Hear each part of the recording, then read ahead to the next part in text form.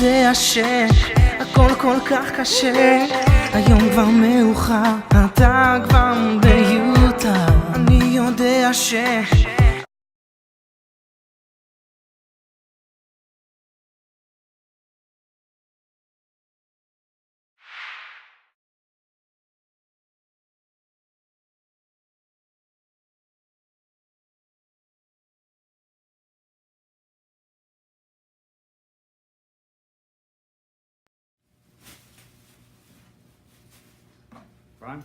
Okay, our shiur tonight is doing Nishmat Miriam, Mira bat Frecha, Liza bat Sarah, Avrecha Levi ben Rivka, Rafael ben Yael Tov, El Natan ben Miriam, Rochelle ben Esther. It's also Nishmat Ziva bat Yefator and Lahatzlachat, all the people sitting over here, especially the ones who need to find their soulmates. We bless Gabriel ben Leah, Eliel ben Alexander, Ariel ben Miriam, to find their true Bashert, and to Yosef ben Rosa also, B'ezrat Hashem, to find the true Basherts, and to B'ezrat Hashem build Beit Ne'eman b'Yisrael, and also their Fat Shlemat Kol HaCholim, Daniel ben Eliyahu, and all the other Cholim. May Hashem give them a speedy recovery. Rabbi Avinu, Amen. Our shiur tonight, since we have that's a great way to start our shiur. Our shiur tonight, B'ezrat Hashem Yitbarach, we're going to speak about halachot, because since we're having it's a bit of a yushua here tonight, right? It's a little nishmat. I think it's the biggest thing that a neshama could have a ilui in, an uplifting in, is when they learn something that people can use. If you come to a drasha and you hear some nice drasha, some words of inspiration, how long does inspiration last? It lasts a day, 2 days, 3 days, then the inspiration is gone, right? But if you learn a halacha, and since we're all here, Baruch Hashem, we're all close to HaKadosh Baruch Hu, we want to better ourselves in Torah and mitzvot. If we learn a halacha and we take this halacha every single day with us, and since you learn this halacha in the time when you was Lilui Nishma, so every time you do this mitzvah, you're doing an uplifting to that neshama. So today we're going to learn Hilchot Brachot. Now, you might say, we all know Hilchot Brachot. And if we don't know Hilchot Brachot, B'di'avad, we all do correctly. Shakol and Mizonot. What's the difference? The truth is, Hilchot Brachot in the Shulchan Aruch spans over 50 simanim. Over 50 topics in the Shulchan Aruch, in Orach Chaim. And just to give you a small introduction over here, why is that important? The only other topic in the Shulchan Aruch that's more than Hilchot Brachot is Apelut. That's 63 simanim. There's no other subject. Even Hilchot Nida only spans in the Shulchan Aruch about 20 simanim. 20 something simanim. Nida. Hilchot Brachot covers more than 50 simanim in the Shulchan Aruch. That's how important it is, that's how intricate it is, and that's how difficult it is. If you truly want to be an Oved Hashem, you have to know how to say a bracha. Now, when I say how to say a bracha, it doesn't necessarily mean how to pronounce it correctly, but when you have a situation that comes to you, what to do. You understand? Not just specifically what bracha do I say on asparagus or banana or seeds or croutons or how you say that, matzah, non toki, all this kind of stuff. Not specifically what's the bracha. That you could easily find out. But sometimes we get to situations where we don't know what to do. We're in a safek. We're in a doubt. What to do then? Now what's interesting, that Hilchot Brachot deal with women 100% too. It's not something that women are exempt from. Women are 100% obligated to know all Hilchot Brachot. The Gemara says that everybody who teaches their wife or their daughter Torah, kilu melamdam tiflut. It's not such a nice thing to say. It's not a good thing to teach a woman Torah, the Gemara says, Masechet Sotah. But then the Gemara says, but you have to teach them what they need to know. Nida, tefillah, women are obligated to pray. Brachot, they have to know. Basar v'chalav, they all deal in the kitchen. They have to know the laws of tefillat kelim, when to dip a vessel into the mikveh, when to separate between meat and milk. Hilchot ha'aruvot, let's say a little bit of milk dropped into a pot of meat. And many other things. Women have to know these halachot. Halachot milicha, for example, salting meat. You ask any Bukharian today, oh, shushta namak, they like to say this, shushta namak, we do shushta namak. We put the salt, we know how to kasher stuff. I heard a case 2 days ago that the whole Kollel was talking about it. Some guy took a piece of meat that had fat on it, fat and a piece of meat. He shechted a lamb. He had a pidyon ben, and he shechted a lamb in his house. And they cut the pieces off. He took a piece of the fat, the kosher fat, shuman, not chelef, shuman, and it had a piece of meat on it, and he put it in a pan, a foil pan, and he did shushta, he salted it. What do you guys think? Is this piece of meat with the fat kosher or not kosher? Not only is it not kosher, if he ate it, he did it isur deoraita. He did chelef, he ate, not chelef, he ate dam. Kol chelef ve kol dam lo tochelu. When you salt something, you have to salt it in something that has holes to allow the blood to drip. And even if there's mostly no blood, there's mostly fat over there, the fat itself has certain properties that could suck blood from before. And understand? Even though there's something white coming out, that white drip, you also have to let it drip. You understand what I'm saying? So that means, and who has to know these halachot? Not just men, also women. So there's many stuff that we do that we have no clue. And could you imagine that a rabbi came to their house, and what did he say? It's kosher. We had to call those people when we heard the case, and we talked to Rabbi. We had to call them up and say, you're not allowed to eat this piece. You got to throw it to the garbage. You're eating dam. You understand? So these halachot, if we don't learn them now, when we're going to learn them? And every time you utilize them, it's going to be all those people, all those names we said today. So in general today, I want to teach you guys halachot that pertain to every day. Every day you deal with these halachot.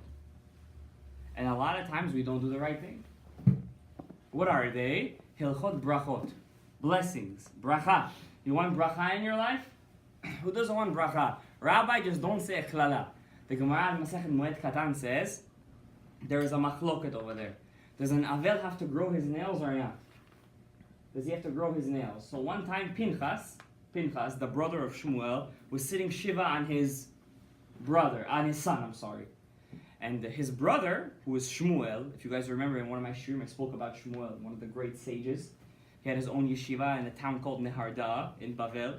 From there came out many great rabbanim, but half of our Gemara is them. And Shmuel says, why are you growing your nails? You're not allowed to grow your nails so long. So his brother said, I want to see what you're going to do when you're going to be in Avel.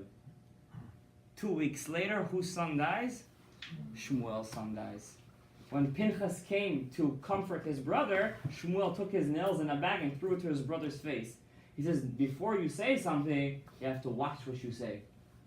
And it's also been proven scientifically, we all know this, that everything we say affects us. From 2 reasons. Number 1, over 60-70% of our body is made of what? Water. Number 1. Number 2, we have an aura surrounding us, an electromagnetic field that surrounds our bodies. Everything we say affects us internally and affects us externally. And they made specific experiments. They took a person, for example, who said BERACHOT, al netilat yadayim, and they took a picture of his aura. It came out what? Purple. That's the second highest level. Then they took a person who eats without netilat yadayim, and they took a picture of his food and him, and what color did it come out? Red. That's the lowest aura. They took, for example, a man who wears tefillin, and they took a picture of him with a special camera. They found around his head comes out what? What aura? Purple. One of the highest electromagnetic colors. They took a person who doesn't wear tefillin or tefillin that are not kosher. What comes out over there? Red, the lowest color. Understand? They took, for example, a woman who wears a kisui rosh. What comes out over there? It's as if she wears tefillin. A man wears tefillin how many hours a day? The least the better, right? The faster the tefillah, the faster you get out, the best, right? Half an hour max, if it's Monday and Thursday. If not, I'm going to go to Ashkenazim, 15 minutes, and we're done. They start from Hodu, right? But really, the Shulchan Aruch is that a person can wear tefillin when? All day. That means you could pump up your electromagnetic, your aura, your insides of you, all day. You could be on a very high spiritual level. But yet, since we're afraid, and when you wear tefillin, you can't think about women, you can't pass gas, you shouldn't burp, you shouldn't yawn and do all these things. You can't go to the bathroom while you're wearing tefillin. They say, wear tefillin while you pray, and that's it. So we take off our tefillin. We did a mitzvah, we put on tefillin, we said Shema with the tefillin. We're not me'id do checker, okay. But women, on the other hand, have a higher level in this case. Why? Every second that they wear kisui harosh, it's the same aura as a man is wearing tefillin. Unbelievable. Every second a woman wears kisui harosh, they took a picture, everything is purple over there. It's amazing. Then they made another experiment. They took a guy who grew 3 beans. One bean he grew while he was watering it, he said Tehillim. Second bean, he watered it, he didn't say anything. Third bean he watered while he was cursing.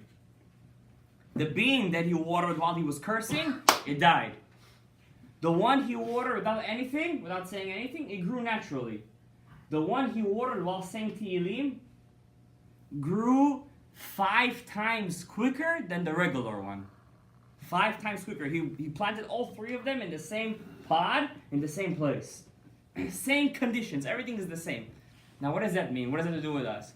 Well, you guys are making food for Shabbat. If you're cooking the food and you're saying, oh my husband, Hashem yikach oto, Hashem zeh, because Friday the Satan plays with you. And he makes you all these crazy things and he makes a fight inside the house. So if you're cooking the food and you're saying all these bad stuff and you're thinking all these bad things, Hashem yikach oto, shakol yeh ito, chas v'shalom, then what happens to the food? Your husband's eating what? Poison. Mamash. If you're not thinking of anything, then he's eating regular food. But if she's saying Tehillim or she's having good thoughts while she's making that food, what happens to that food? What is he eating over there? He's eating from Gan Eden. What does the Ariya Kador says? It's a mitzvah to taste from the food before Shabbat. Why is it a mitzvah to taste from the food before Shabbat? The Ariya says you're eating from Olam Haba during the week. You're tasting from Gan Eden. You don't taste it. Because we're so chomri, we don't get it. But the Ariya says there's a special mitzvah to taste it. So much. Let's say Asara B'Tevet fell on a Friday. We fast on a Friday then. Tomorrow morning we fast. It's a Thursday. Let's say it fell on a Friday. Do we fast on Friday? Yes, we fast. Let's say you want to taste from the food of Shabbat. On the Friday, that's a fast. Could you taste? You're allowed to taste as long as you spit it out afterwards. Why? You're tasting from life. We're going to say go, stay away from life. You can go to life. Taste life. You understand? So everything we do has a special effect on us. Now look at the Chachamim, Rabotai. Look at the Chachamim. Chachamim said, listen, everything we do has an effect in us. Internally and externally. Correct? Therefore what? Chachamim tiknu. Chachamim said, before you take an apple, what do? You say a bracha. You say a blessing. What do you do when you say a blessing on the apple? You're changing the whole aura of the apple. You're turning it spiritual. When you eat it, you feel better. Now what happens if you don't have kavanah when you're eating? Do you change the aura? 50-50, 50%. You understand? The 50% works. Do you want a 50% worker? It's like having a worker with one hand. It's better not to have anything, right? So what does the Chachamim say? You have to have kavanah. At least what? When you're saying Baruch Atah Hashem. Hashem, Adon Hakol Ha'olam. God is the master of the world. You have that kavanah, you're done. You're good. So what does that mean? So if you have a piece of cucumber, apple, banana, chulin, or savo, you set a bracha on it, what are you really eating from? From everything that's good, everything that's kosher, everything that's the best. It has an effect on you, it gives you power to do mitzvot. If you don't say a bracha when you're eating food, what are you eating from? You're eating from Gehenna? You're eating just the opposite, it affects you in a negative way. That's why the Rambam says what? Person who wants to be chozer b'tshuva, first thing what he should do? Eat kosher. Why eat kosher? Now let's say I eat a non-kosher food. It's double negative, and not in a positive way. It's a negative, it's Gehenom inside Gehenom. Non-kosher food you can never fix. Even if you say 1,000,000 brachot on it. Shem Risha'im Yirkav, Shabtai Tzvi used to take a piece of pig, and he used to say, Baruch Atah Hashem Kecham, Matir Asurim. That God permits the prohibited things. He could say 1,000,000 brachot like that, it's never going to work. But a Jew who has a Brit Milah, he's shomer his brit. He learns Torah every day. You take food, you take water, and you say Shakol Niyad B'Dvar. You know what you do to the water? The Ari says you did 2 things. Number 1, when you said the bracha on the water, all the souls that are in that water, you uplifted them. They're not there anymore, you fixed them. Number two, the holy sparks that were in that water, you bringing them inside of you, you just add it to your own neshama. Now what happens if you don't say a bracha on food? You eat that food, those souls that were in that food, what happens to them? They go inside of you. And then suddenly you feel like doing an avera. Or suddenly you feel down, you feel depressed. Or suddenly you feel like you don't want to do mitzvot. Like you don't want to pray Aravit, you don't want to say Kriyat Shalom. Where does that come from, all those feelings? Because when you said the bracha, you really didn't say the bracha. So what happens to all the nishamot? They didn't get fixed. Where do they go? Inside of you. What do they do to you? They make you do averot. Now what happens if you don't say the right bracha? You also didn't fix them correctly. What do they do to you? 50-50. They play around with you.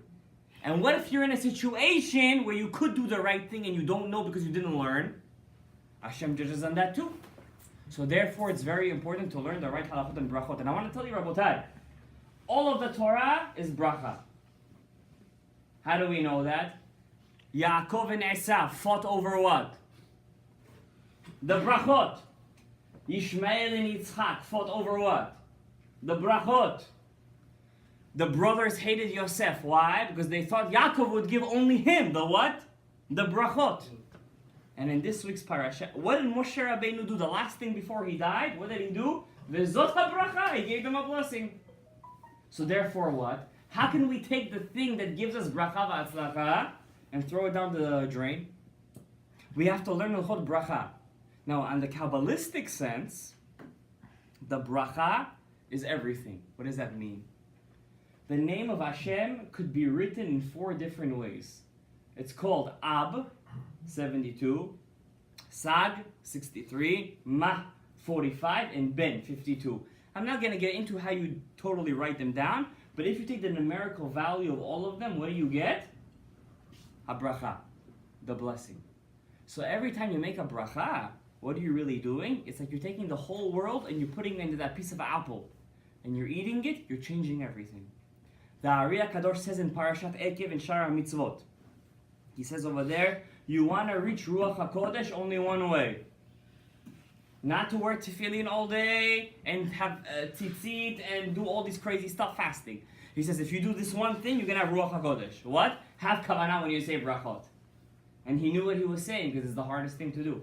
Now when I say brachot, blessings, I don't just mean on food. How about Shmoneh Esrei? When we pray? How many times when we pray Shmoneh Esrei, our heads are in work, or they're in our vacation, or they're in Honolulu, Hawaii, wherever it is? How many times? What happens to our tefillot?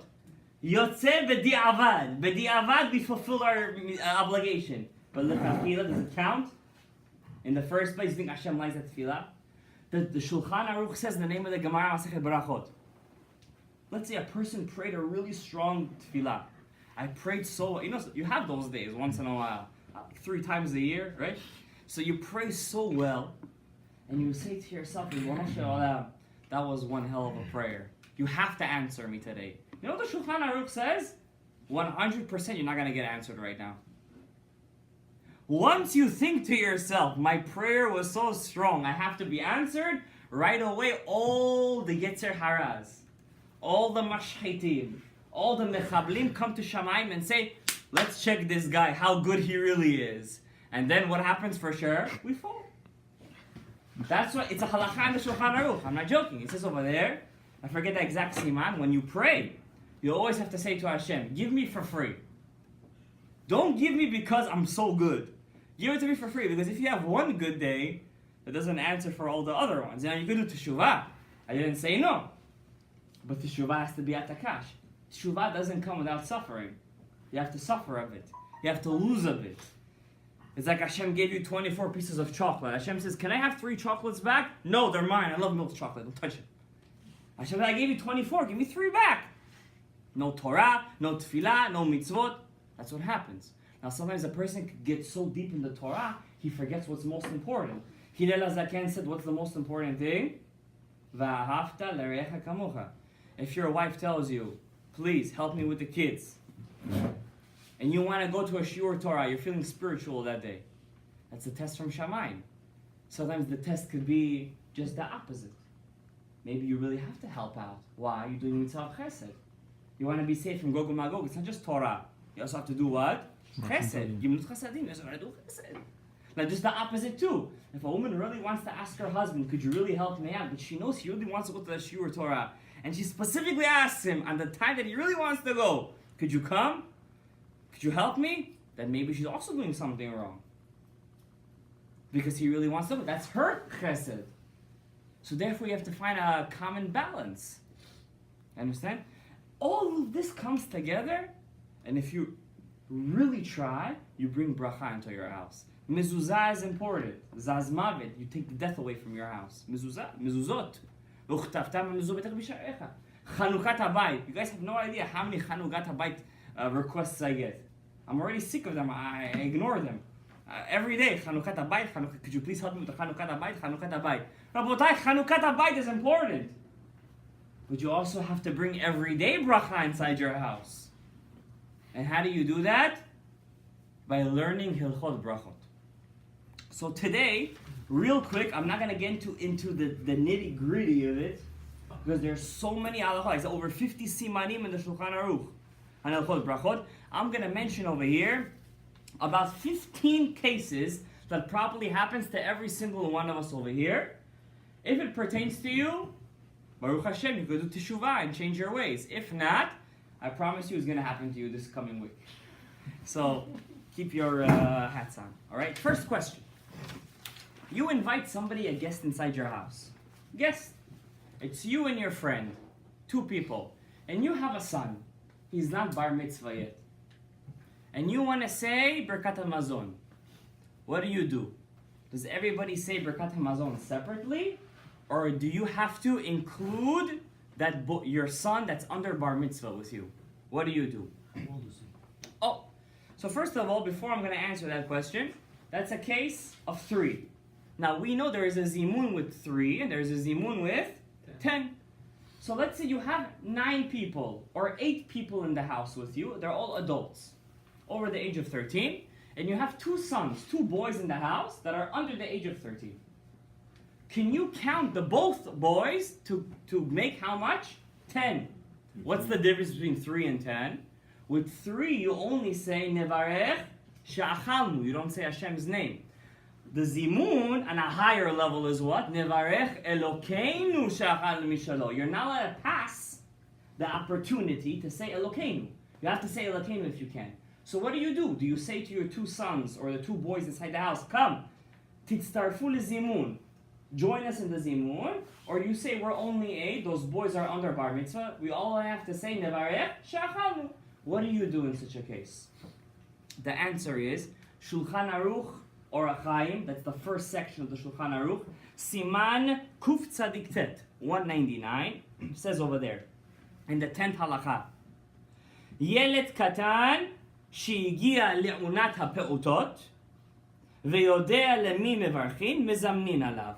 A boy who reaches the age where you could tell him, go to the store and buy me something, and he understands what it means to get change back. Change. Some kids go to the store, you give him $5, you ask him to buy you a bottle of Coke. Instead of bringing you $4 back, he just brings you the bottle of orange juice. Who knows what he brings you back? That's not Igia Nurata Peutot.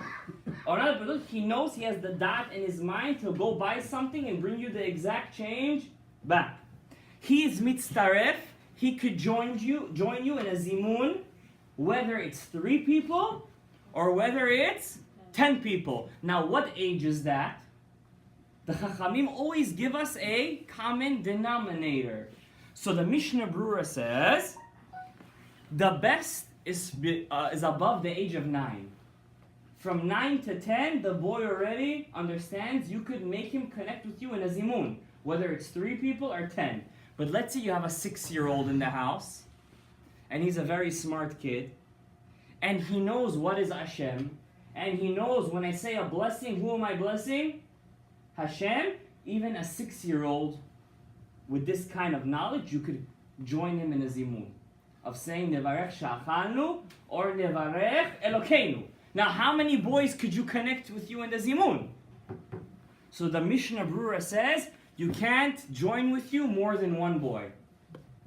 So only if you're 2 and you're missing 1 to make 3, you could tell the boy to join you to make you 3. Or if you're 9 and you need the 10th, you could ask the boy to make you to be the 10th.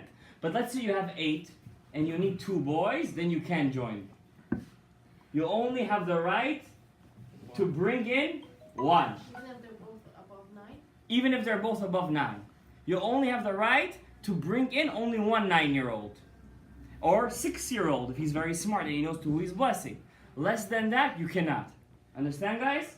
So therefore, if you need a zimun, yes? Does that apply to Kaddish and things like that? Oh, so this only applies to Birkat Hamazon. Why? I'm not going to get into right now.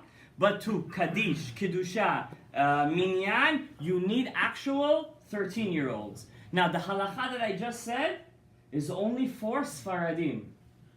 If you're in an Ashkenazi house, Ashkenazim follow the Rama. The Rama says you can't join with you in a zimun anybody under the age of 13. If he's under the age of 13, you can't make him join with you in a zimun. He has to be 13. So once again, for Sfaradim, over the age of 9, he could join with you in a zimun, or over the age of 6 if he's very smart. And for Ashkenazim, only over the age of 13. Okay, that's one halakha. I'm sure we all get stuck in this halakha sometimes, or we were stuck in this sometimes. Very important to remember.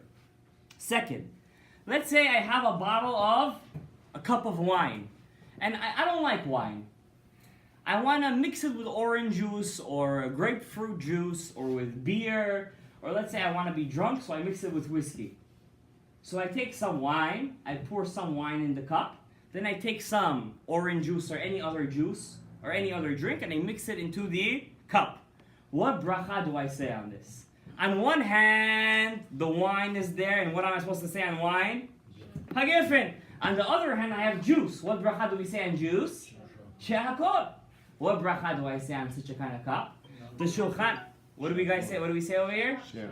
You say she'akol. What do you say? What percentage of wine? You say percentage. You're getting too deep for me over here. Percentage, this, that. How is the guy supposed to measure percentage right now? You can't measure percentage. It says. Even if the percentage, how do you know how much of the juice cancels out the percentage of whatever's left of the wine? What you're saying right now is a biur halacha. The biur halacha says, how would you know there's no percentage? You have to say shakol. But we're not getting to the biur halacha. Am I right in You have a specific point. I don't want to get into so deep. Okay, it's a biur halacha. Biur halacha is only for guys who've been in yeshiva for 10 years. I'm joking. Maybe you should go to yeshiva. What do you guys say on this side over here? What do you say? I'm mixing wine, which is hagefen, with juice. What bracha do I say? You guys say shakol too. Everybody's here shakol. So the halacha, you have to think like They're selling already brigade, Oh. which is it's mixed with apple and the geffen and right. Oh, so what do we do in this case? So it's a So the Shulchan Aruch in Siman Reish Bet 202 in the Rama, the Ashkenazi posek, mentions this halacha. What does he say? It depends. What's rov? What's the majority over here? What's the majority? If when you mix the wine, you know that most of the cup was wine, and then I put a bit of ishkoliot, grapefruit or any kind of juice, then what bracha do you say? Hagefen. So that's what I was saying. Right, but you're asking something. I thought you were asking something more deeper. I thought you were asking. Let's say the wine itself is 60% wine and 40% water, and now you're putting the eshkoliot. Now that's kind. Also, I thought you were asking something much deeper. Now you're asking that. I thought you were asking something deeper over here. So if you know that when I put the wine in the cup, more than half of the cup was wine, and only about 40% was juice, then what do I say on that? Hagefen. But if I know that most of the cup that I mixed in is what? Juice. And less of the cup is wine, then what do I say on that? She'akol niya bidvaro. What kind of wine? Because some wines have like 51% of actual wine. So that's what I thought your husband was saying before. So in that case, the biur halacha is in a tzarich iyun. In that case, he's in a safek. He doesn't know what to answer. The biur halacha. So in that case, in any case, for example, let's say I don't know how much I put in the cup. Right. What do? The Sfaradim have a specific law. When we're in a doubt in blessings, what do? We're always lenient. And in this case, what do? We say, Shakol Niya Bidvaro. I think Rabbi Ovadia Yosef used to say shakol on the wine that had. Because those wines that Rabbi Ovadia Yosef used to use were wines that were made with when they used to add a lot of water in that wine. So I'm talking about real wine over here. Yain lo mevushal. Not non-cooked wine with no additions over here, okay? Non-mevushal is no additions? It's mostly 51% wine. It's not. Not necessarily. No. It's hard to Today's say. wines It's hard are to much say. more. Okay, let's go to the next question, okay? Question number 3. Question for you. I'm eating a vegetable salad. This is more a question for a woman. I know men don't really like salad. Maybe today they do. Who knows? You're eating a salad. What bracha do you say on salad? Bore pri ha'adama, right? Could you guys give me a case where we would say on salad bore pri ha'etz, and the last blessing I would say ala etz v'al pri ha'etz? Olives. If I put olives into the salad, then it depends. If I'm putting then in that case, what you're saying, I have to put mostly olives. Then it's not a salad anymore. What if just whole It's olives already there? a fruit salad. What if the whole pieces of olives there? Doesn't matter. It has to be rov. And what you're saying, that olives have to be most of the actual bowl of salad. Understand? So that doesn't count. Because if the olives, I like olives, but the olives are not most of the bowl of salad, then I still say what? Hadama, and it takes care of what? The ha'etz, the olives. So that doesn't count. You're very close, by the way. You're very close. Grapes? I want to say grapes. No, it'll be the same thing. It's not a salad. It's a fruit salad. It's a fruit salad. What else I'm do you talking. say I'm about eating grapes? cucumbers. I'm eating cucumbers, and I'm eating. Avocado salad, no? No. Salad is really fruit. No. Only 3 things you sell eggs on. What? Grapes, olives, and pomegranates. So what am I talking? What else is ha'etz that not necessarily is those 3, but it's connected to those 3? Like No. It has to be rov. It's not a salad anymore. It has to be most. No. Banana. Those things. First of all, barley's mizonot. So the halacha is like this: if I really like olive oil, not olives, but olive oil, I use olive oil as a seasoning, and I really like olive oil. But what? The Shulchan Aruch says if I just drink olive oil like that, what is it? It's bad for the body. You don't say a bracha. But I want to take I heard in the Shulchan Aruch says olive oil is good for memory. And I have a really big test coming up, and I want some olive oil. So what do? I take the olive oil, and I pour it all over the salad. The salad is only lettuce, cucumbers, and tomatoes. What bracha you say on that salad? You gotta be kidding me. Bore pri ha'etz, and you say ala etz v'al pri ha'etz. Don't ask questions. That's the halacha. Let's not get deep into it. That's the halacha. Rabbi said. How much? Or Huh? No. Doesn't matter how much it is, because since you're eating the salad specifically for the olive oil, you're gonna say ha'etz on the salad and ala etz v'al pri ha'etz, even though most of it is what? Lettuce and cucumbers and But how much? and, How much we have to pour? doesn't matter. As long as I'm Why eating. ha'etz? I don't understand. Because olive oil is not shakol. That's how I would take olive oil just like that. I wouldn't say any bracha on it because it's bad for the body. But when I'm eating it with something, since it comes from olives and it's not regular sweat of the fruit. It's the actual olive oil is the actual something. You understand what I'm saying? So the bracha is ha'etz on olive oil. Would you say the same? But you don't say ha'etz on apple juice. Oh, because the apple juice is just when I take apples and I make the next question is gonna be compote, by the way. So if you want, you could wait a minute and we're gonna get to compote. Okay? So did you guys get the answer? Don't make a mistake. Okay? Don't take what I said right now and make a whole Mishnah Brura out of it. We have a salad. I have a salad and I really like the olive oil. No, if you do it for the olive oil. I do it for the olive Or oil. what if you're eating the salad for the salad and that's just the seasoning? No, then you say hadama. It's only when you eat the salad for the olive oil. You really like. Who eats the salad for the olive? Some people really like olive oil.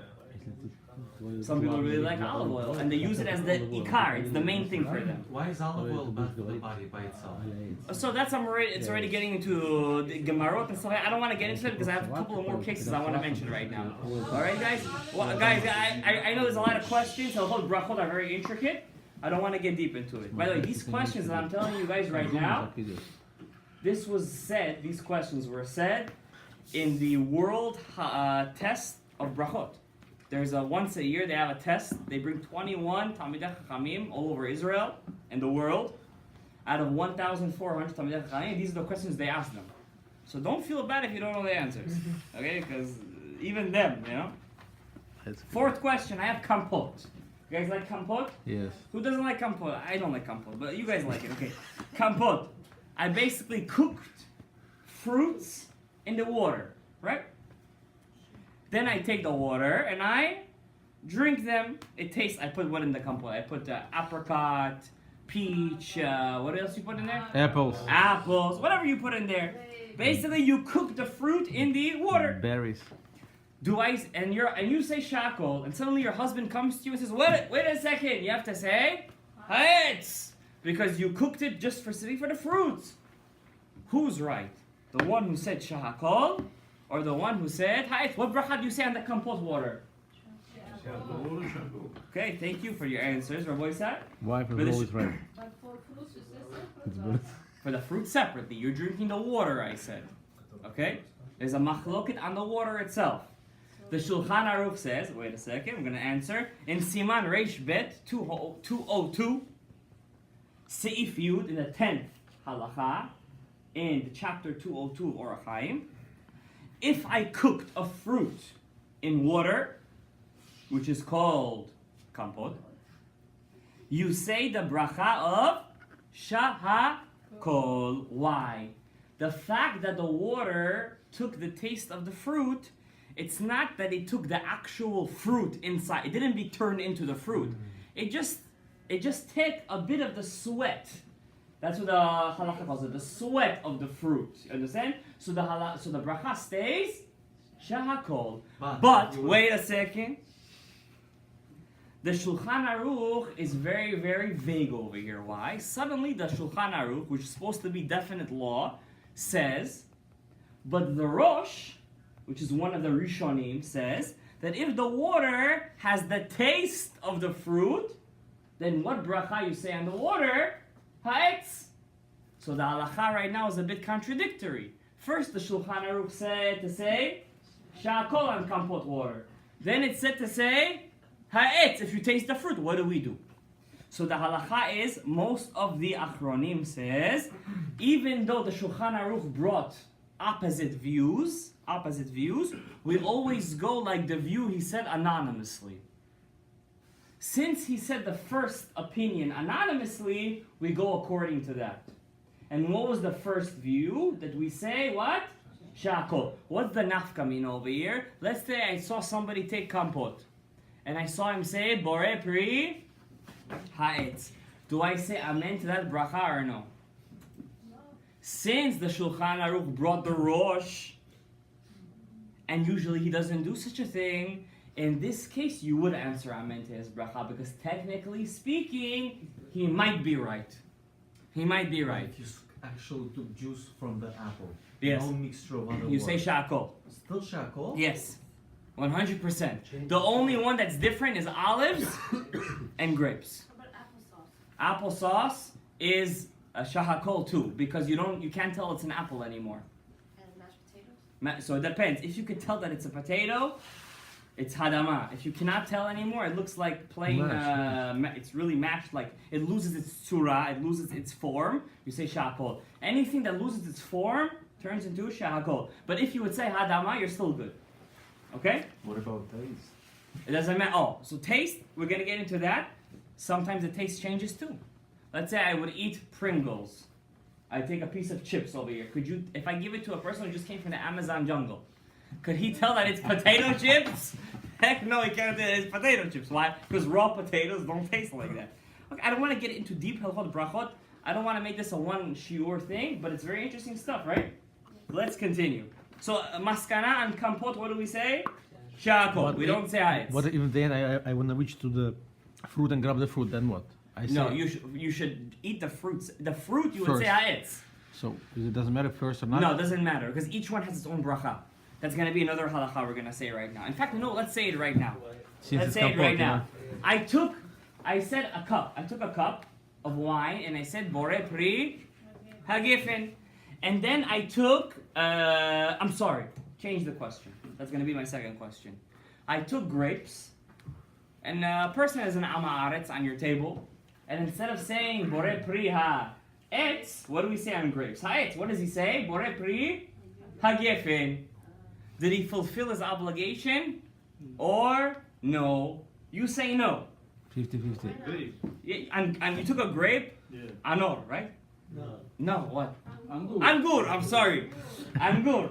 You took the grape and you said Bore Pri Hagefen instead of saying Hayetz. Did you fulfill your obligation bidi avad after the fact or no? I think so. You're saying yes. But Bore Pri Hagefen is on wine. Why are you saying yes? Bidi avad, yeah, I said bidi avad. Like that. So the Shulchan Aruch says, if by mistake you took grapes and you said Bore Pri Hagefen, you're good. Bidi avad, it's not the best thing to do, but you fulfilled your obligation. You say No. amen to that bracha? Huh? And you say amen, of course, 100%. The Shulchan Aruch says black on white. You could say it's a bracha. Now let's say you took grapes, and instead of saying, what do you say? Let's say you ate a kazayit of grapes. What do you say at the end? Alaetz, right? Alaetz. Yeah, and a kazayit of grapes. And then what do you say after? I'm saying you say alaetz. Instead of saying alaetz, you said ala gefen val priya gefen. Did you fulfill your obligation? Once again, bidi avad. Yes. Now let's say you drank wine, and you said hagefen on the wine, and then you ate grapes.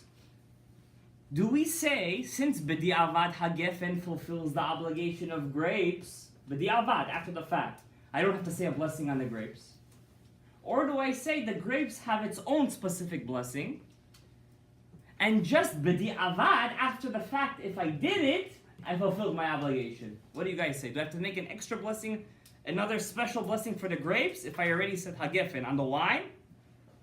Or, once I said hagefen on the wine, technically speaking, it already took care of the grapes too? No. It didn't take care of it. You have to make separate blessings. You're saying it for sure. 100%. So you're right. The Shulchan Aruch in Siman Reish Chet 208, Seif Yud Dalet, 14th halacha says, just because I said hagefen on the wine doesn't mean I don't have to make a Bore Pri Ha'etz on what? On the grapes. I still have to say Bore Pri Ha'etz on the grapes. Okay?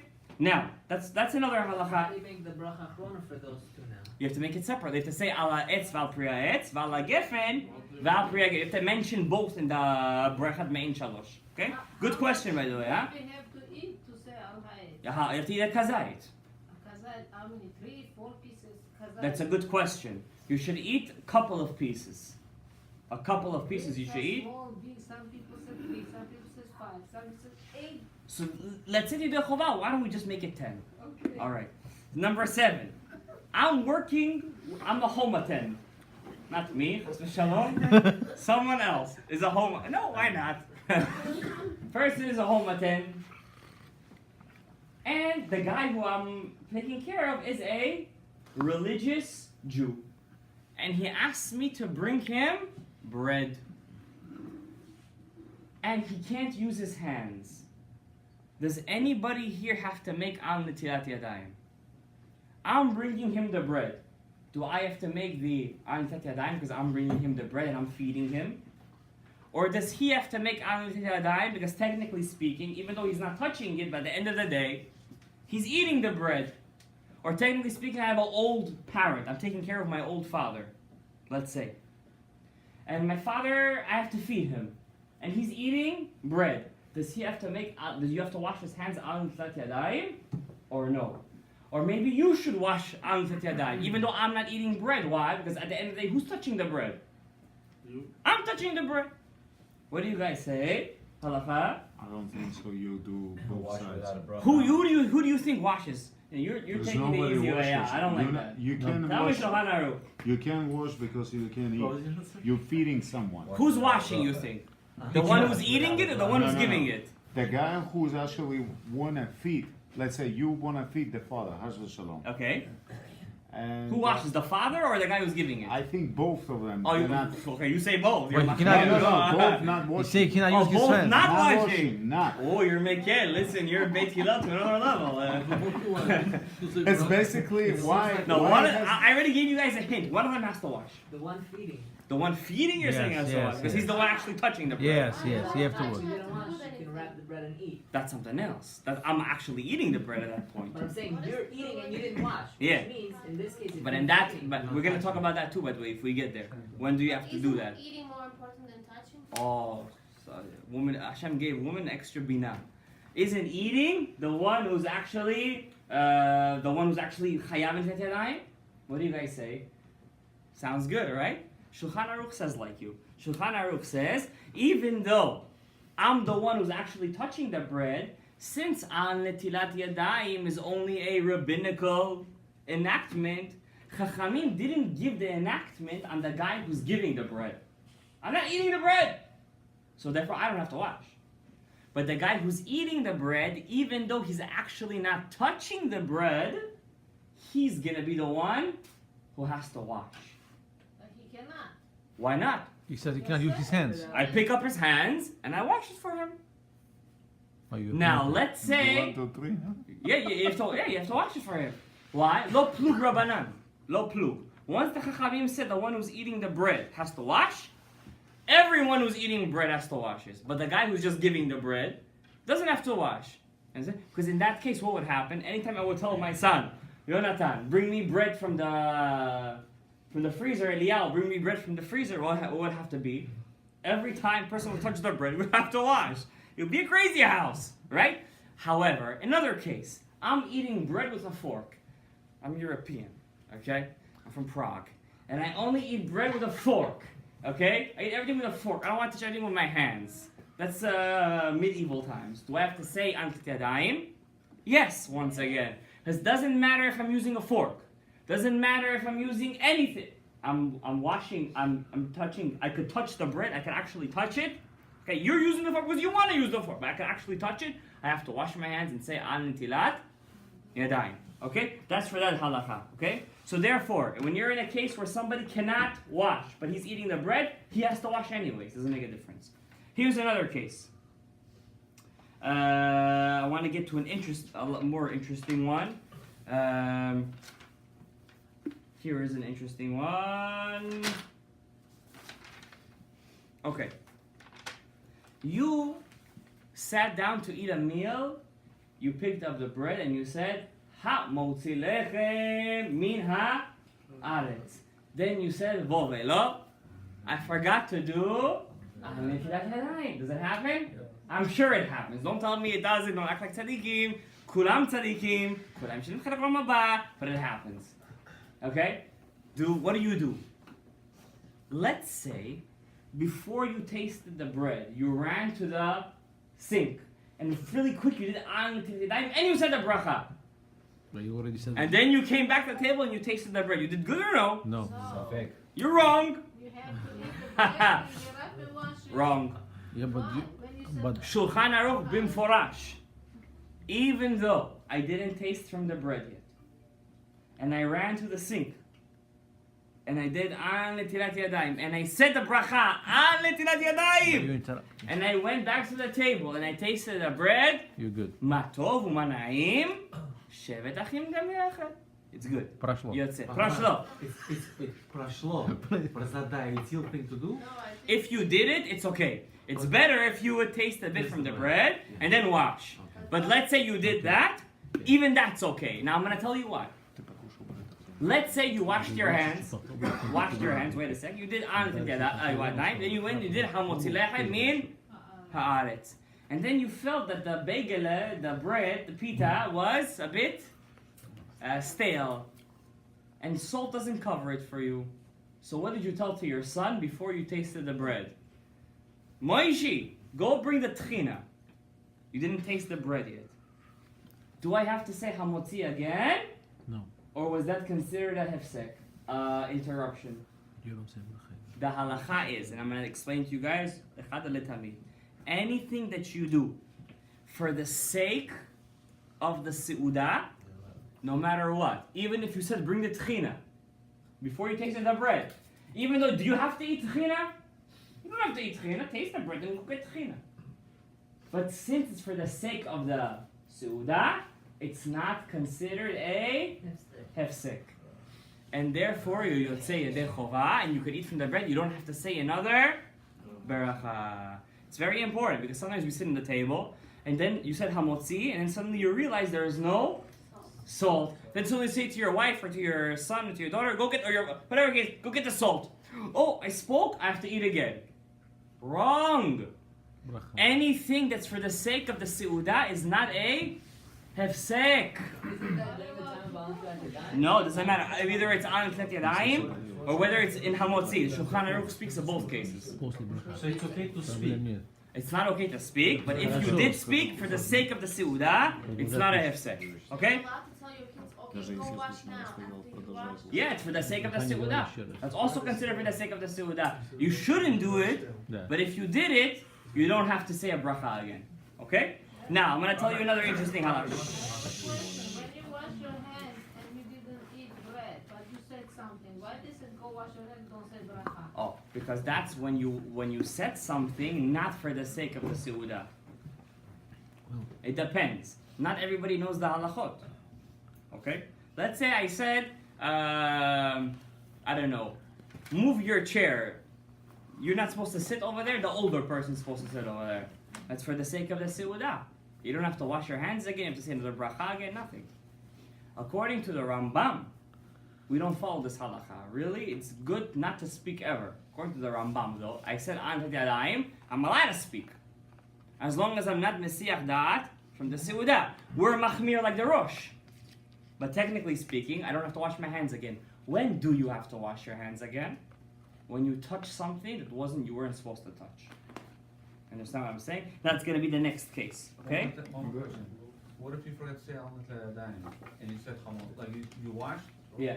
And you put No, once you forgot. No, you don't have to say it because you did the washing. Habrachot lo me'akvot. The actual blessing is not me'akev. It doesn't stop you from actually saying hamotzi. The bracha is rabbinical. Even though the washing itself is rabbinical, but the bracha is not. It doesn't stop you from doing it. Let's say I put on tefillin today, but I forgot to say the blessing on tefillin, and I already remembered after sunset. It's okay. Why? Because I did the actual mitzvah. I forgot to say the bracha, but I did the mitzvah. Okay? I don't want to get too. What is sort of about 56 grams of bread it's Yeah. supposed to be? Let's say we're eating geshgejeh. Is it small ones? Okay. Is it big ones? You're asking now a totally different question. big I don't want to one- get into gush gisheh right now. Yeah, but because big that's one- a it's 1 hour shiur. You know, gush gisheh is a 1 hour shiur. You understand what I'm saying? I don't want to get into gush gisheh right now. Rabbi, really quick, the bread is stale. What do? You gotta already eat. washed. Yeah. And you're already getting ready to say the hamotzi part, and you see that the bread has the mold. So what do? You have So no eat other bread. eat from the part that doesn't have mold. Let's say all of it is like already stale and whatever. You It can't be. There has to be a part. Once you said hamotzi, let's say even tomorrow morning you're fasting, and by mistake you said a bracha on something. You have to taste from it, because saying a bracha for not is a door. It's a doraita. It's prohibited from doraita, from the Torah. You have to taste from it. You understand what I'm saying? So if I say I eat it, does it still count that I fast? Yeah, it still counts as you fast. 100%. 100%. Okay. You have to taste. I didn't say eat it. I said taste from it. Just taste Don't it. take my words out of context, okay? Now, guys, couple of more questions, then we're gonna be done. I know we're a bit. I don't know if we're over time right now, but a couple of more questions. They're interesting questions. In the middle of the seudah, Leah. It actually says that over here, so don't. Somebody here's name is Leah. Don't get me on the wrong thing. Went to change her son's diapers. She went to change that in the middle of seudah. So it happens, no? Yeah. Went to change the diapers. And she went, after she changed the diapers, to eat. And her husband said, you're not allowed to eat. You have to do Netilat Yadayim again with a bracha. Who's her? And she says, no, what are you talking about? I already did Netilat Yadayim. Who's right? And who's wrong? So, you guys don't have any answers. It's a good sign. I mean, I stumped you. She has to watch Oh, there is that. answer there. You You say Without a bracha. wash without a bracha. You will always find the easy way out, huh? Wash without a bracha. If she already said the bracha, then she doesn't have to You say she doesn't have to say. She doesn't even have to wash? No, she has to wash. Wash, not wash, That's not what I Ah, just that's what he said. said. Okay. You scratch your Well, head. I'm not talking about soap right now. I'm talking about kedat kedim. She changed her son's diaper. Does she have to wash again the tila or no? She has to do not for the bread, she has to do like after the bathroom. Oh, now you're getting way too deep over here. You know, why are you washing it? You so what? No, you're not gonna say anymore. You say don't say anything. No, I didn't say hamotzi. This I is said what- I'm the dedaim. She's gonna go back to eat bread, by the way. She's going back to eat bread. Did she eat bread before? No? Yes, she ate. Yeah, I said in the middle of the suda. They took out all the salatim. Now they're bringing the fish. Okay, now like from the bathroom she has to wash. Yeah, exactly. Like sitting from the bathroom. She went to the bathroom. I just brought you a more convenient case. She went to change her kids' diapers. So the halacha is, the ones who said wash without a bracha are right. The ones who said wash with a bracha are also right. And the ones who said you have to wash with a bracha only if they touch something that's dirty are also right. How could all three of you guys be right? I'll explain. According to the dry law of the Shulchan Aruch, anytime you get up from the table and you touch the part of your body that wasn't supposed to be touched, for example, a part that's covered, or you changed your kid's diapers, you touched his tushy, his tusik, or you touched his, his private parts, or you touched a piece of I don't want to say the feces went on your hand over here, sorry for my language in front of the Torah, or anything like that, you have to go and wash your hand, like for bread, with a bracha, al netilat yadayim. According to the Mishnah Brura, Mishnah is the Ashkenazic law, only you do that if you touched in tinofet, in garbage. If you didn't actually touch garbage, like sweat, garbage, stuff like that, then you don't have to wash with a beracha. Lemaise, the Kaf HaChaim paskins, like all of you guys, that you wash without a bracha, 1, 2, 3, 1, 2, 3. Okay, like you're washing for bread again, because you're going to eat bread again. You understand? You're washing again, like for bread, but without a bracha. Why? The Shulchan Aruch says to do what? Say a bracha. Safek brachot la'akel, afilu neged maran. We say in this case, since there's a machloket, sabal neged maran. So this is a very big nafkamina. You go in the middle of the seudah, you went to the bathroom, you change your kids' diapers, you have to wash again. Yeah, But like you're washing do you for wash bread. For bread, for bread. So Asher Yatzer, you don't wash for Asher Yatzer? 1, 1, 2, No, 3, Shariat's how you're gonna say, but you're washing for bread. So you don't wash. You don't wash the 1, 1, 1. You're gonna wash 1, 2, 3, 1, 2, 3. And What then happens Asher if you Yatzer. wash Yes. this? Huh? What's the difference to wash 1, 1, 1? What if you wash 1, 1, 1? I'm not sure, to tell you the truth. But probably misvara, I would say it's okay. Misvara. Okay. What's the difference between the two washings? Okay, I don't want to get into that. One is for tumah, one is for truma. They're kind of connected, but one is more of a. They're both for two different reasons. I don't want to get into that right now. Okay, that's more of a chos l'ntet yadayim. I want to get more into the brachot right now. Okay, but you're asking good. Maybe next week, Bezrat Hashem, if we do the brachot again, I ask some interesting questions. Maybe we'll bring that up. Okay. Now, let's say same case. She went to the bathroom, or you went to the bathroom. You went to change the diapers, but you don't want to eat or drink again. You just want to say Birkat HaMazon. Do you have to wash your hands right now again or no? So the halacha is, if you want to drink, if you want to eat again, for sure you have to wash. Without a bracha, don't forget. But if you just want to drink, I don't want to eat, I just want to drink, you still have to wash. Why? Because maybe you're going to drink, then you're going to be hungry for more bread. Because mechashash, because we suspect you might want to eat more bread after, even though you're at the end of the seudah, you still have to wash. But let's say you don't want to eat or drink, you just want to do mayim achronim, then you don't have to wash. Kedat v'kadin, you wash your hands, don't have kavanah for mayim achronim, then wash again for mayim achronim, and say Birkat HaMazon. Okay? So it's only if you want to eat or drink again that you have to wash your hands again. Okay? Everybody understood this halakha? There's no questions in this specific halakha? No, if you touch the place you're not supposed to touch, you have to wash before you touch. You have to wash, right? But kedat v'kadin for lechem, you don't have to wash if you're not going to eat or drink again. Okay, you're just going to do mayim acharonim. So the mayim acharonim counts as the wash? No, so to have kavanah not to be yitzei dechovah. You could have kavanah to be yitzei dechovah. You should have kavanah not to be yitzei dechovah. and then you could do my macharonim separately on the table like the mekubalim. Okay? Next question. Is the women obligated to do my machronim in general? Yes, well, everybody's obligated to do my macharonim. My macharonim is not hilchot brachot, so I don't want to get into that right now. Okay? Next halacha. Your wife cleans the table, and then she brings a birthday cake. Birthday cake. It's somebody's birthday. Happy birthday to you.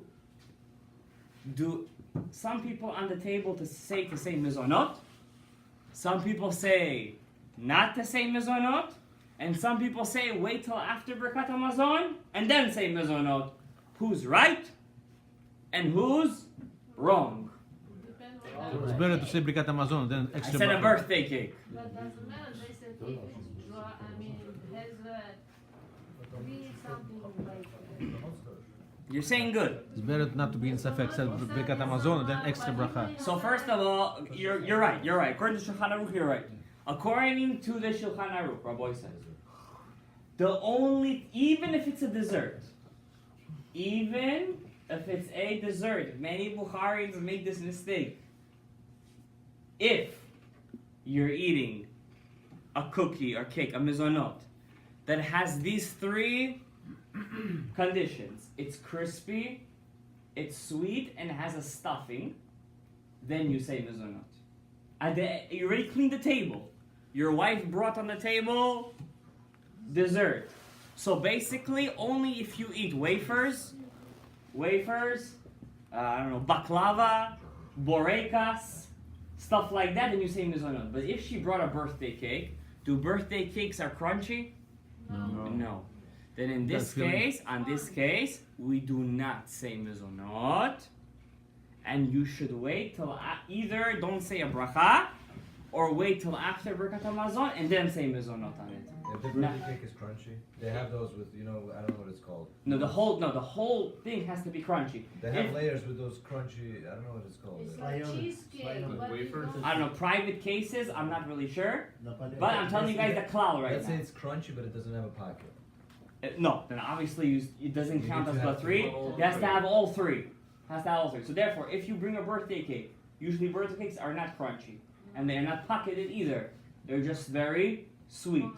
Okay, and if you bring it in the seudah, don't say mizonot on it, because safek brachot lahakel. Either eat it without a blessing, or wait till after Birkat Hamazon, then say mizonot. You guys understood that? This is a mistake that many people make. Okay, Rav David Yosef in Halacha Brora screams a lot against people who say mizonot on this kind of cake at the end of the seudah. You should be very careful, because you might be saying Shem Shamayim Levata La on the same aspect over here. You're eating matzah in the middle of the year. What bracha do we say on matzah? It's not. Mizonot. Why am I mentioning this? Ashkenazim, what do they say on matzah? Hamotzi lechem min haaretz. Don't get confused. We Sfaradim say on matzah bore mine mezonot. Now, Doesn't on pizza they say Okay. Pizza, mizonot? if you go to Israel, all pizza mostly is mizonot. Why? Because they make the pizza, the dough, in juice. In juice. I personally had this problem. I went to a pizza store in Yerushalayim once, so I went to take my last Rabbanut test, and I said, like, is this mizonot or hamotzi? I thought it was like American pizza. I have to know how much it weighs. She says, what are you talking? Chilonia. She said, what are you talking about? It was kneaded in apple juice. It's mizonot lekule alma. She was teaching me the halacha.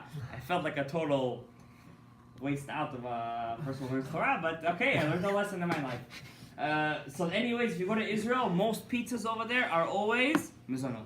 In America, 99.999, I'm only saying 99 because I'm not sure, maybe there's somewhere out there that does need it also in apple juice or some juice, is hamotzi lechem min haaretz. Even one slice, the slices are thick, and it's made in total, it's total bread.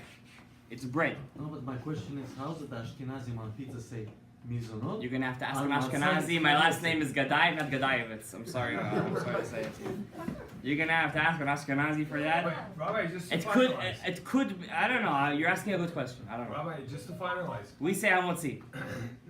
Just to finalize. By the way, bagels too are hamotzi. You should know that. But They say thing mizunot on bagels also. Bagels are 100% hamotzi. What about the raisin bagel? It's sweet. Yes. It's mizunot. Okay, so I eat dinner, right? Whatever day, Shabbat or whatever day. Do I do Birkat Hamazon? Wife wants to take out dessert, she wants to take out fruits and all that other stuff. Do I say Birkat Hamazon first and then say the bracha for each and every one of them, or continue the long? So that technically speaking, almost every dessert that Bukharian people take out to the table today, you say a blessing. Fistukim, shmistukim, raisins, or I don't know, watermelons, all these. The only problem is cake. So because of the problem of cake, I suggest, and this is what I do in my house, first to say Birkat Hamazon, and then take out everything. This way you don't get into a problem of brachot. Okay? Even though we say the brachas, like you said, the fruits and even though we still say it, because sometimes they take out mizonot stuff, Right. and you might get into a doubt, Right. better to say Birkat Hamazon first. Okay? Guys, one more halakha, then I'll let you guys go. I see you guys getting tired over here. One more halakha, maybe two more. What bracha is sushi, by the way? Sushi, it's a contemporary problem. I can't find it in the Shulchan Aruch. But I would tell you, Misvara, what do you like over there? Rice. If you like the rice, then you should say mizunah. Okay? If you wouldn't eat the sushi without the fish, or without the vegetables, for you it's without that it's disgusting, then I would say the bracha on the fill. Why can't you just take it apart and make separate bracha? You could do that too, but once again, that's taking the easy way out. Why- We want to know what's the bracha on sushi. Then you're not eating sushi. Yeah, You're exactly. eating vegetables. you could do the same thing with all this stuff over here. Take a cup of wine, say hagefen, I and understand why I say this. There's a cereal that's Chex Mix. It's rice on one side and cornflakes on the other side. Right. The rabbis would crack it in half and make a mezonot and hadam on each one. What would you do in that case? Make mezonot on one of them? Which and one do you Chex want Mix more? is what? Half rice and half cornflakes. I would say hadama, because technically speaking, hadama could also take care of the rice.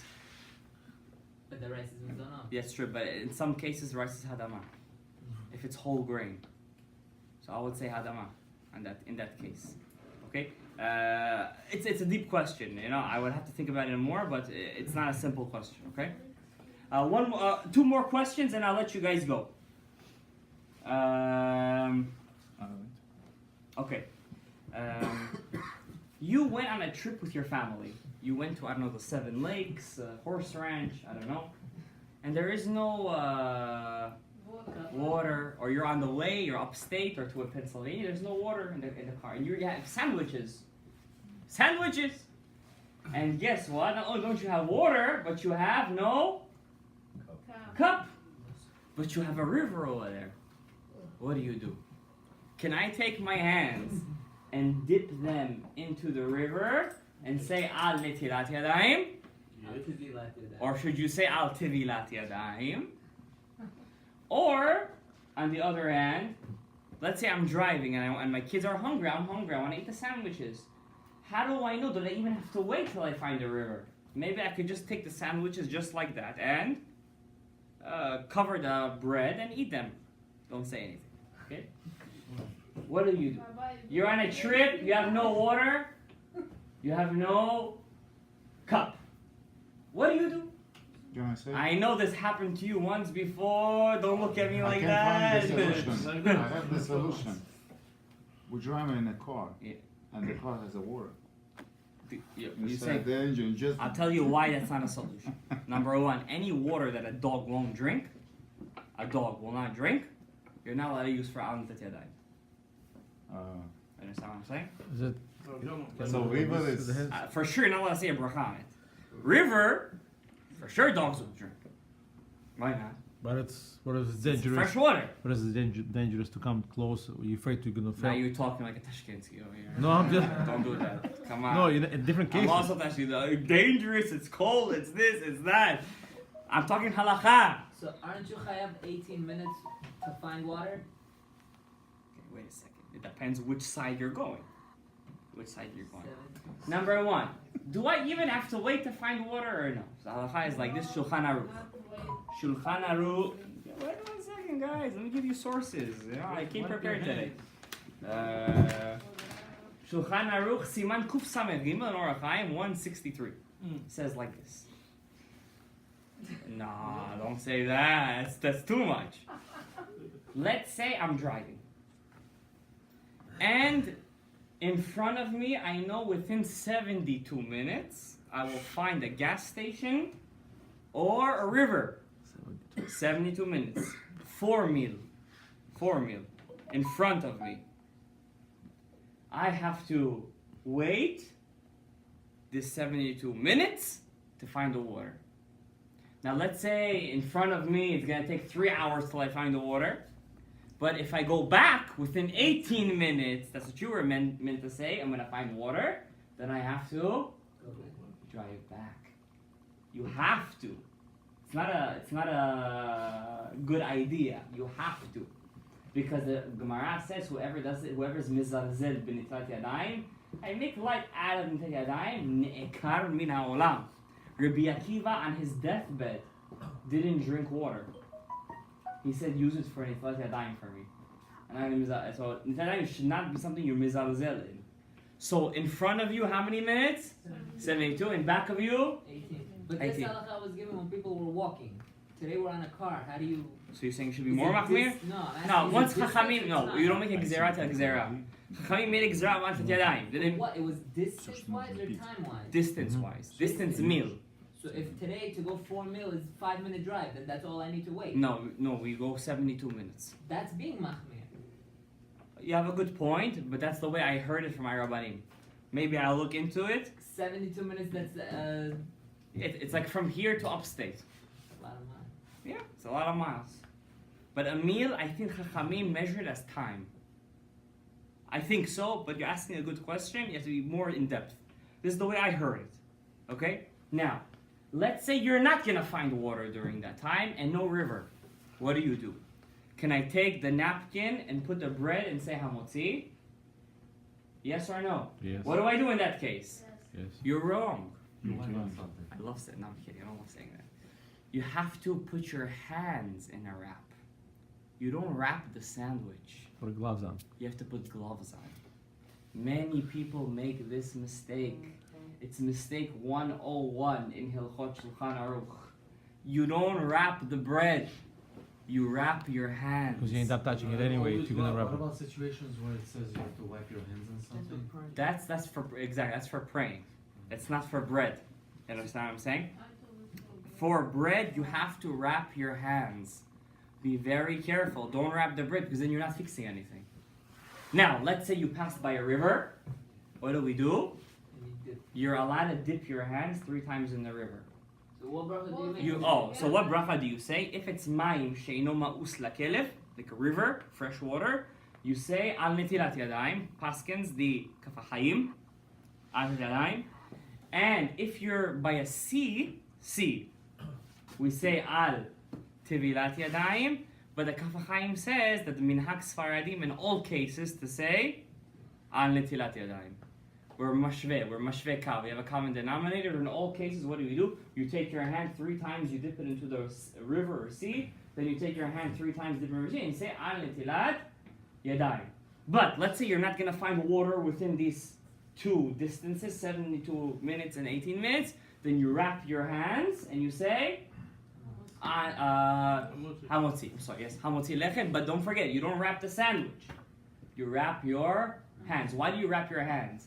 Because the whole chashash is that your hands will touch the bread. Not that the bread will touch your hands.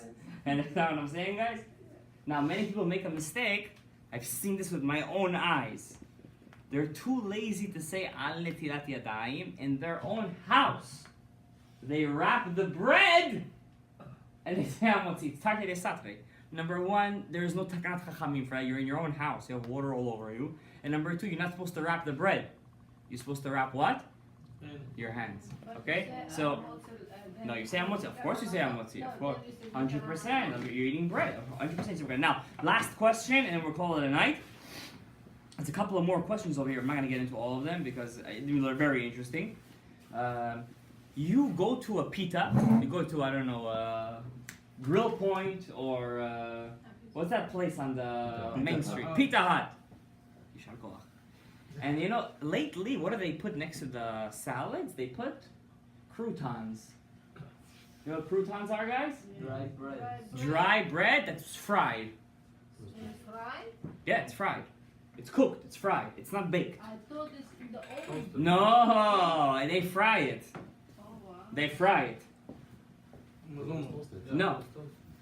Even if it's toasted, it's the same din as frying. Wow. What, it comes from Zona? Then you say hamotze. Just the opposite. Why? Rabbi say, anything that's a tafshil, not maaseh ofeh. Maaseh ofeh is baked. Anything that's not baked. It's deep fried or on a fire, even toasted, is the same deal. Because it's not baked. Toasted is not baked. It becomes crunchy, like something that's cooked. But it's baked initially. Oh, even though it's baked initially. Even though. And I'm going to give you a very big nafkamina. Bukharians and Yeshivos, they give sazan fish, and what do they also give? Fried bread. Fried pita. Lipyoshka. Fried pita. Shalpak. It's shalpak called? It's called shalpak, yeah. With the garlic. Number one, what bracha we say on croutons, and what bracha do we say on shalpak? Shalpak is mazonot. Is that so? Because it's fried. It's not baked original. But it's more than a kazait. It has a pocket. Yeah, buddy, has a pocket, but there's nothing in the pocket. It's air. It has a pocket. Nice one. You're So on shalpak, academic, yeah. But, pardon. On croutons, cooked or toasted or fried in deep oil bread. If it's less than a kazait, the pieces of bread, you say mizonot le'olam. What's le'olam? In all cases. In all cases, that means even if I eat 1,000,000 croutons that are cooked, not baked, cooked, I'm always gonna say what? Mizonot, even if it's more than 216 grams. Always mizonot and ala mechia. Cooked and fried. You cooked and fried in deep oil. But if those pieces of bread, that chalpak, is more than a kazayit, then I say hamotzi lechem min haaretz. Mefurash. Mefurash. And the Shulchan Aruch. Even though it's fried. Mitugat, it's the Lashon of the Shulchan Aruch. I can read to you inside right now. So Rav Shalom, 18 grams. If you want to look at the inside. 18 grams. 168 Seif Yud. What? 18 grams or less. No. Kazayit. Kazayit 27 grams. Up to 27 27 grams. 18 grams is the Rambam. We don't follow that lachmir or lakel. We follow 27 grams of But Yud. this was cooked. I mean, they Cooked or fried? Fried. Cooked. Now, what's another nafkamina? 27 grams. Up to 27. If I take lipyoshka and it's more than a kazai and I fry it, I say hamotzi on it. Because it's bread. It's never going to change from bread. but croissant is the same. No, crouton is less than a kazait. It's small pieces. No, Small but pieces. if you take in your hand croutons of A kazan, bunch. No. Each piece is a separate piece. It's a separate piece. So I take lipyoshka that I have left over, I cut it up and I put it in the oven. Yeah. So now I have small pieces. It's mizonot. Even though I'm eating Yeah, kazai. Even though you're eating kazait, it's So it's mizonot. only when one kazai, one piece. Exactly. So small chocolate. Kuf Samichet, Shulchan Aruch, 168, Seif Yud, 10th halacha over there. Yes, like Sukhari, yes, exactly. Now, another nafkamina, Rabbi Isai. Malawach. You guys know what malawach is? Fried dough. Fried dough. Fried dough is not bread. It's a fried dough. It was made specifically for what? To be malawach. That's always gonna be mizonot That's why we and ala mechia. Huh? Chalpak is from the bread. No, chalbak is bread that you fry. Malawach is dough that was kneaded in deep oil, that you made into a specific dish called malawach. That's something else. Bread that you deep fried, if it's more than a kazait, always stays hamotzi. But we do Chalpak the is same dough, it's not bread. The same. But it looks like bread. No, chalpak is I listen. I've seen chalpak. It looks like a It's pita. like a pita, Yeah. but it's not the bread. No, No, but chal- it's actual dough. They put it in the oil and they fry it. So Ch- that's not bread. I don't Only never meaning you cooked mean anything. by The way this, I know what right? chalpak is, it's bread No. that they fry it in the oil. It's actually dough. From the bread. It's No, the dough. same It's dough from what scratch we do dough. for the bread and for chalpak. It's like Yeah. a donut. They Bread, fry It's raw some dough. bread Yeah, we yeah, bake in the it's oven. Okay, yeah, you might have a point. I have to double check that. Okay. And also, I want to ask, how about minchagim? We used to But for say example, wait a the second. dough. There is another Bukhari minhag to take actual pita. Take actual pita and fry it. No, we don't do pita. I've seen that. I've seen with my own eyes. Lipyoshki, We do lipyoshki, chapa. They right? take lipyoshki with and the they fry with the it. garlic, with the fish. See, It's really good. Tashkentski knows. I don't know. We're both from Tashkent. We both know. Maybe we're talking about the same. That's for sure how we'll see. You're telling me they just take a piece of dough specifically for chalbak and they fry it. Yes. Okay, so that could be different. You're right. That is mezonot. Yeah, that could be. That's mizonot. Yes. No matter how many you Are eat, you right? talking about the bread? Actual Yeah, actual bread and they fry it. No. We see. You never see your mom do that? She does. No, my mom takes pita and she fries it. Это они овсир делают после рыбы. Да, овсир. That's how she makes it. Okay. Okay, that's bread that we fried in the oil. Which bread or dough? Bread, actual Bread. That's how much. If it's more than a kazai, guys, please. We fried and then we put when we dip the fish in the chisnok, it's alfios. Yeah. They do that bread they fry. That is hamotze. Bread is bread. It never changes its name. Okay. Bread is always bread. Now you're telling me you made specific dough Yeah. to fry like that Yeah. for child. Okay, I have to check. I have to double check that. But you're probably right, and that's mizonot. But you said 27 grams. Because then because that turns it. That's already malawach already. That's not considered It's like a bread. donuts. It's like donuts. Yeah, you're right. Okay, I gotta double check it. I'm not gonna answer you something that I'm not 100% sure. I can do this. So what's sukhari? Okay, sukhari is croutons. Yeah, but they're toasted, they're not fried. Same thing. Toasted is like fried. It's cooked. supposed to be It's small considered pieces, cooked. so Pariki it's daki. mozonot. It's mizonot if it's less than a kazai. If it's more than a kazai, yeah, of each piece. If it's more than a kazai, one piece. It's hamotzi. Okay? Okay, I'm just gonna say one more halacha because we ended up in a bit of a controversy over here. I don't want to end up in a controversy. So wrong. Okay. Shh. Your child is sick. He's sick. And you want to get not your child, someone's child. It's the winter now. Listen, and you want to give him syrup, baby syrup. No, they flavor the syrup. Okay. Now the child doesn't want to eat the syrup. He's disgusted by kids make a big deal out of syrup. Anything that's medicine, they make a big deal out of it. And you force it down his throat. Does the child have to say a bracha? Of course, I'm talking about a child that has the da'at to say a bracha. He knows how to say brachot. Does the child have to say before she'akol niya bidvaro, or no?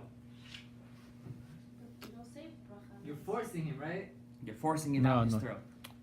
Be careful what you say. What is it? This is not what do you call that? It's medicine. Child, first of all, Child child. You don't say brachot medicine. Yeah, First of all, he's a child. Second of all, he's not. If Huh? something you don't like, It's you don't say flavored. I bra. said flavored. I didn't. It's sweet. But he don't like it. It's sweet. I said. No, It's not- sweet. Will he enjoy anything? It's sweet. Will he enjoy anything, or will he It's- spit it out? But he's child, It's though. sweet. I didn't say it's bitter. Child responsible for. Shemen zayit, if I eat it alone, it's bitter. I said it's sweet. The halacha is, the Shulchan Aruch says, one second. Okay. Siman, Reish Dalet, 204, Seif Chet. Anything that tastes good, whether you like it or not, whether it's for medicine or not, if your throat tastes something good, you must say a bracha. If it doesn't have a taste, you still have to say a beracha. If it tastes disgusting, then you don't say a bracha. Nafkamina, how about if you drink whiskey? And as there are people who hate the taste of any alcoholic beverage. And you making him drink. Lilu nishmat, lilu nishmat, lilu nishmat. At the end, he's like, listen, there's 50 people here, lilu nishmat. I have to say lilu nishmat over here. And you're making him drink. Before he drinks that shot of whiskey, does he have to say shakol niya bidvaro or no? Does he take pleasure out of it? So that's the question. Is it disgusting, the whiskey? Or just that he specifically doesn't take pleasure out of it? Is it an acquired taste? Is an acquired taste considered a good taste if I like it at the end? Or no? Or if only something that tastes disgusting, tastes like garbage. Something stale or whatever, expired. Ever taste expired milk? Like that. That you don't say a bracha. So the halacha is anything that has an enjoyable taste, whether you like it or not. I don't like alcohol. But at the end of the day, you feel a certain pleasure. Pleasure doesn't necessarily mean that you like it, by the way. For example, Shabbat is called oneg, but it's not called simcha. How can I enjoy something I'm not happy with? But it's an enjoyment. How do we know? Most people in the world enjoy alcohol. You have to say a bracha on it. Whether it's medicine or alcohol. But to be fair, the father of the Ben Ish Chai, because he didn't like to drink arak, because arak is for a lot of people is mamach disgusting. Before he used to drink arak, he used to take a bit of sugar, say shahakol niya bidvaro, and have in mind the arak, and then he used to drink the arak.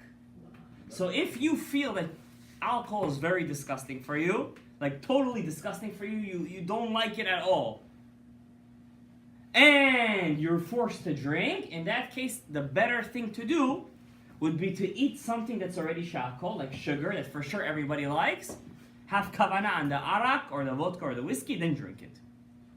Understood, guys? And with that, we'll end our shiur of brachot. May Hashem bless us with brachot, v'atzlachot, v'chol u'med meitav, Baruch Adonai le'olam, Amen ve'amen. Rabbi Hanan ben Akashia Omer,